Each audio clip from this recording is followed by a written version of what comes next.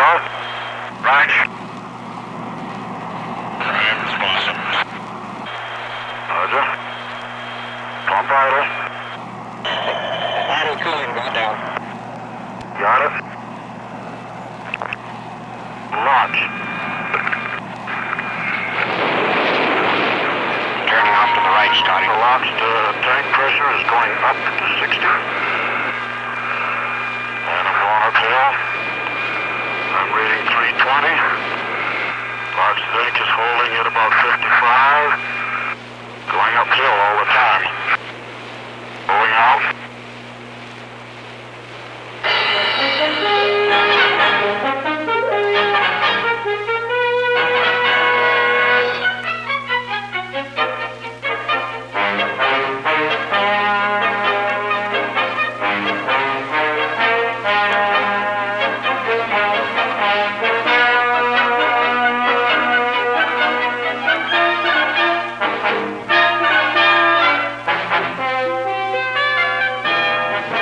This vast, flat glide to the lake bed became a routine sight during 1960.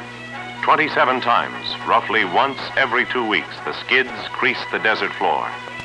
27 drops from 41 tries chalked up an unparalleled research plane record. At the beginning of the year, the X-15 was new, almost untried. At the year's end, it was proven, a record holder, discovering more about hypersonic speeds and extreme altitudes.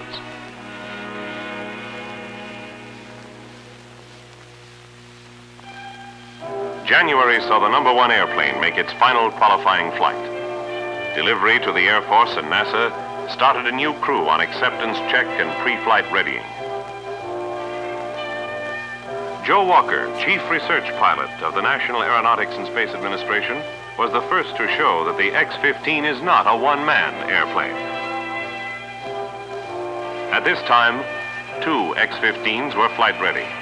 #1 was involved in the Air Force NASA program to take the airplane with its present engines and push it to the limit of its abilities. And Joe Walker's first flight denotes the start of this research phase. The #2 plane was still being flown by North American for investigation of stability, control, flying qualities. 2, 1, 3.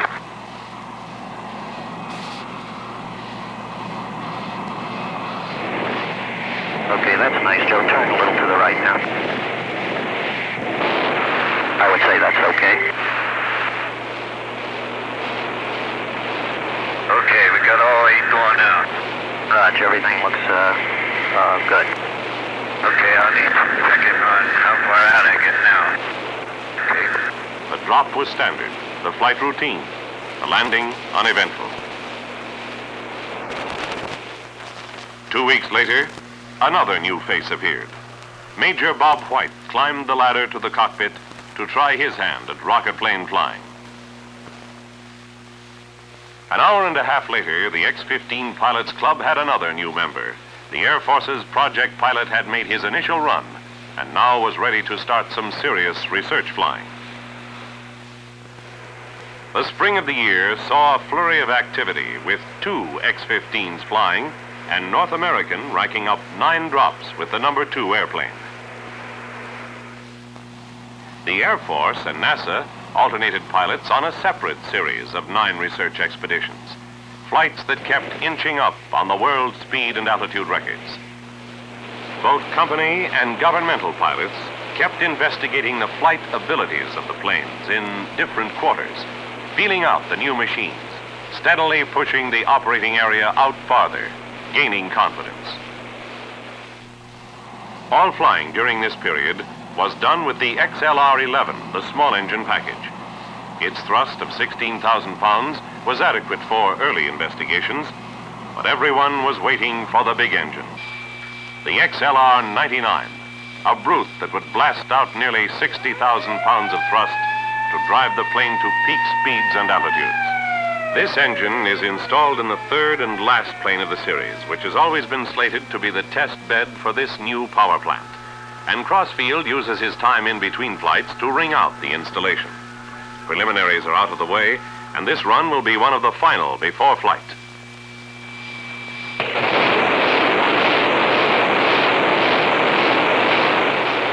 long-awaited engine can be throttled, having an idle output of 30,000 pounds, but able to be regulated between idle and 60,000 pounds of thrust.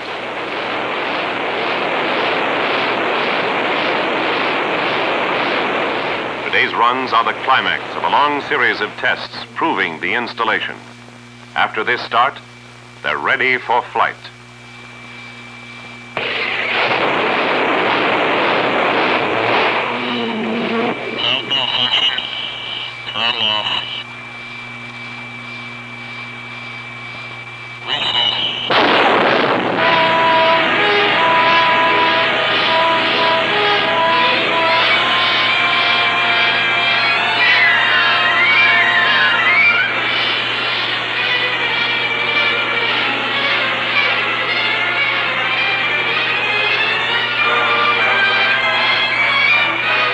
In a split second, years of planning, months of test and grinding work went up in smoke.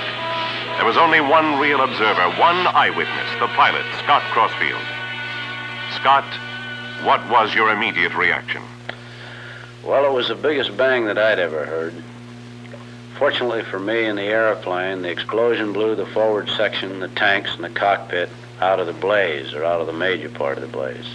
And the firemen were right on their toes, and they moved in to blanket the tanks and the fire area with foam. The first reaction we had was that the engine had blown up, but like many first impressions, this was wrong. As soon as the parts cooled down, a disenchanted group of engineers moved in, and as you might imagine, things were pretty well scattered about.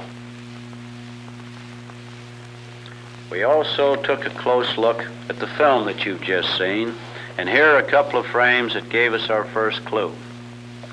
Just before the blow-up, a cloud of vapor appeared ahead of the engine. So the search was concentrated on this area. Following up this lead, we found that the hydrogen peroxide tank had been rammed, smashed open. But with what?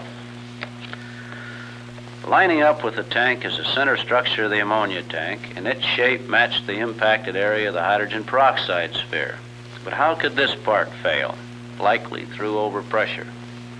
Now, a check of the instrumentation showed tank pressures far over normal.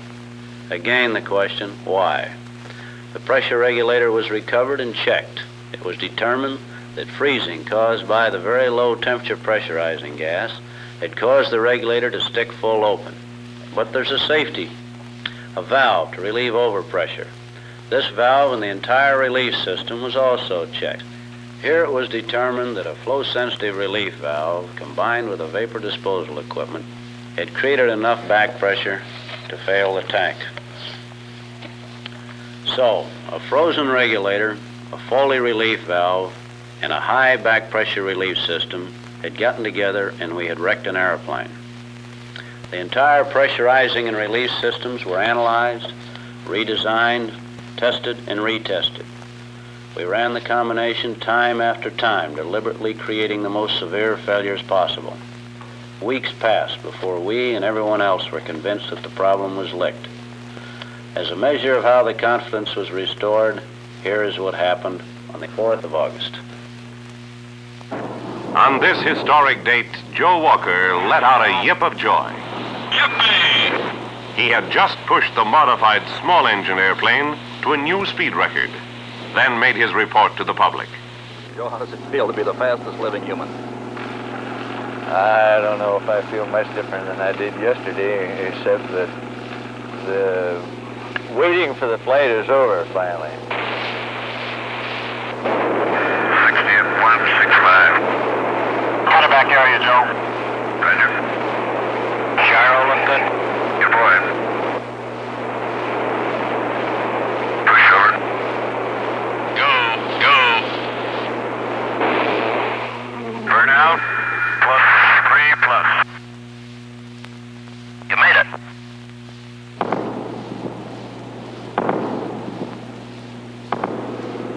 At what point did you reach your maximum speed? If you noticed the vapor trail from the engine, at the instant it cut off, that was the point at which I reached the maximum speed. Now, what was your altitude then? Around 66,000. How long were you going that 2,150 miles? Just one instant. Then, on the 12th of August, just 8 days later, Major Bob White was up before the cameras after his 136,500-foot record-breaking altitude flight. The flight today offered, I would say, no problems, and nothing that could be considered a limitation as far as man's ability to fly an aircraft. Pull up. Roger. Right on the track. Your angle looks good, Bob. Sure going up. Pass 9.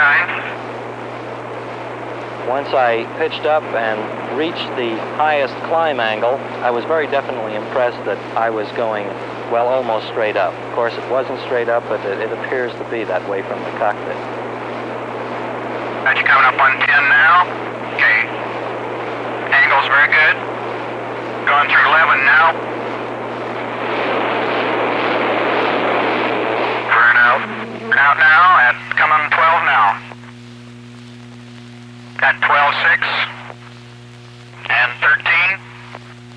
Very sensitive. That's still good. Fantastic up here. What you see at this altitude impressed me as being the most dramatic point of flying at over 130,000 feet. The very dark blue sky and the lighter band that was immediately surrounding the Earth, and then, of course, the many, many miles off in the distance that you're able to see. Looking to the future, I would say that we hope very much, and I would particularly like to continue on in work that would take us to higher altitudes with manned aircraft. Now the full potential of the airplane with the small engines had been fully investigated. While the number 2 airplane was being fitted with the big engine, number 1 began a series of training flights. The full crew was now given a chance to try its hand at piloting the research plane. Commander Peterson, the Navy's representative, was the 4th man to ride the X-15. He made 2 flights in early fall. Then Jack McKay, NASA research pilot, took his first ride at the end of October. Captain Rushworth, the Air Force backup pilot, was next to show his skill at rocket plane flying. NASA pilot Neil Armstrong's last 2 flights closed the year. Training flights filled the gap while the number 2 was being given a complete checkout with the large engine.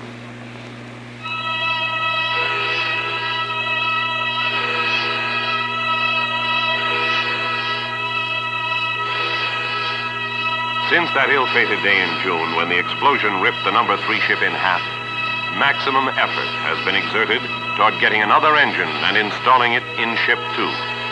Months of work, weeks of painstaking trials, round-the-clock days of final pre-flight were at last put to the test on the morning of November the 15th. This is the X-15 in its final stage of development. This run, if successful, will mark the beginning of a whole new era of flight research. Camera. It's okay down here, Scott. Okay to go? Raj. Roger. 25. Pump idle. Idle cooling going down. Got it. Launch. Turning off to the right, Scotty. The launch tank pressure is going up to 60. And I'm going uphill. I'm reading 320. Large zinc is holding at about 55. About 1-2, dive brake showing open. How's it look, Al?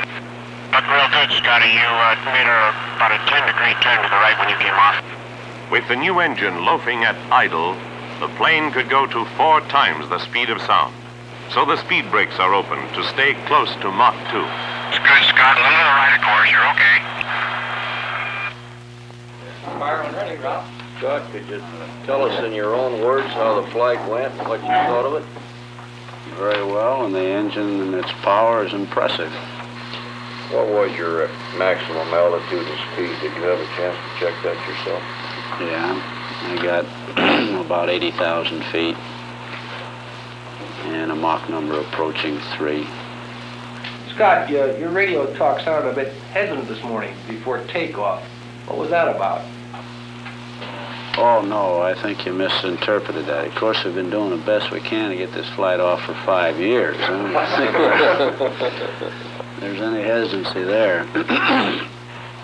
Scott, having observed the minimum thrust performance of the engine, do you think that the airplane now will be able to live up to its design promises of altitude and speed, or will exceed it, or what do you feel? Yeah, really, without question. I got a little faster today than we'd planned, and we have in our previous flights, in my flights, gotten faster than we'd planned, because for once in history, we've overestimated the drag on the airplane. I think it'll exceed its original expectations. Just 7 days later, the second flight was launched. And on the 6th of December, the third. Both showed the engine to have all the abilities claimed of it. These two eminently successful flights closed the year.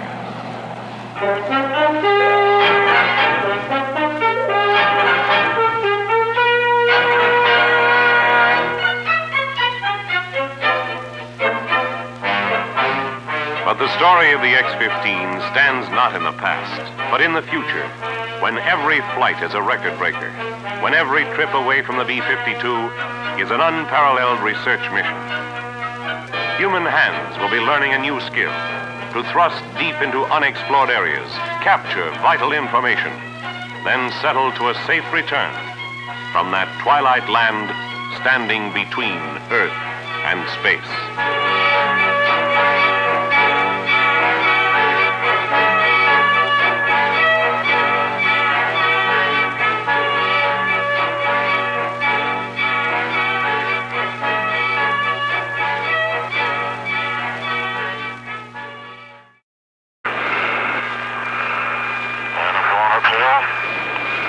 I'm reading 320.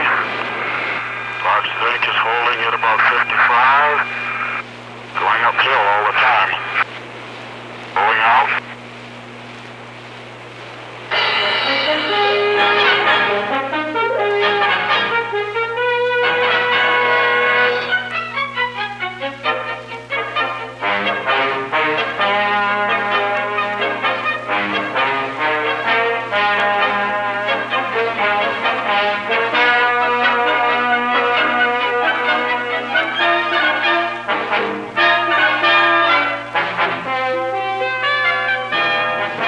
This fast, flat glide to the lake bed became a routine sight during 1960. 27 times, roughly once every 2 weeks, the skids creased the desert floor. 27 drops from 41 tries chalked up an unparalleled research plane.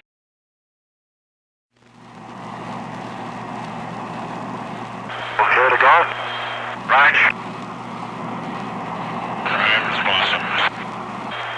Roger. Pump idle. Idle cooling got down. Got it. Launch.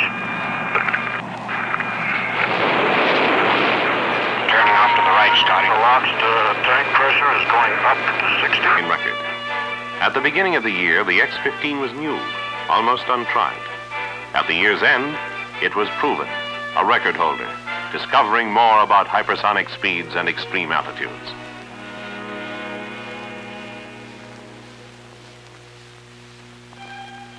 January saw the #1 airplane make its final qualifying flight. Delivery to the Air Force and NASA started a new crew on acceptance check and pre-flight readying. Joe Walker, chief research pilot of the National Aeronautics and Space Administration, was the first to show that the X-15 is not a one-man airplane. At this time, 2 X-15s were flight ready. #1 was involved in the Air Force NASA program to take the airplane with its present engines and push it to the limit of its abilities. And Joe Walker's first flight denotes the start of this research phase. The #2